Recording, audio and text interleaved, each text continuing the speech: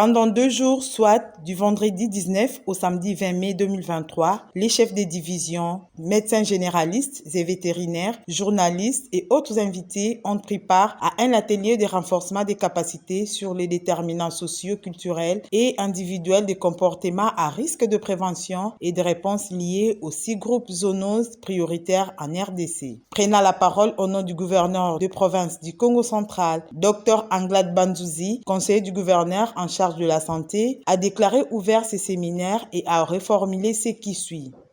Aussitôt pris les fonctions de gouverneur de province du Congo central,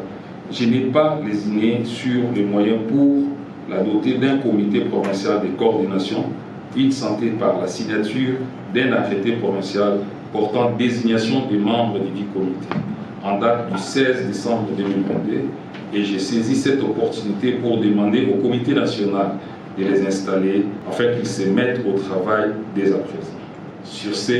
je déclare ouvert l'atelier de dissémination des résultats de l'étude sur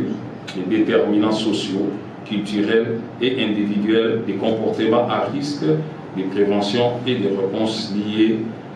aux 6 groupes de zoonoses prioritaires en République démocratique du Congo.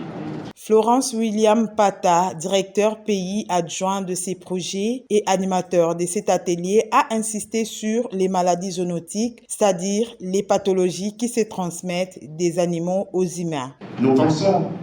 qu'à travers la restitution que nous allons faire ces jours, le Congo central,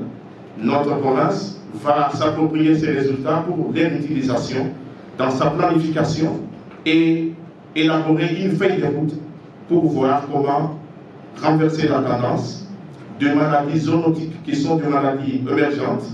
qui ont fait la résurgence aujourd'hui à travers le pays et dans notre province. À la clôture de ces séminaires de renforcement des capacités sur les maladies zoonotiques, les participants ont demandé la vaccination obligatoire des animaux domestiques en vue de lutter contre la rage, la fièvre hémorragique, la grippe aviaire, la Covid-19, la variole des singes et la salmonellose.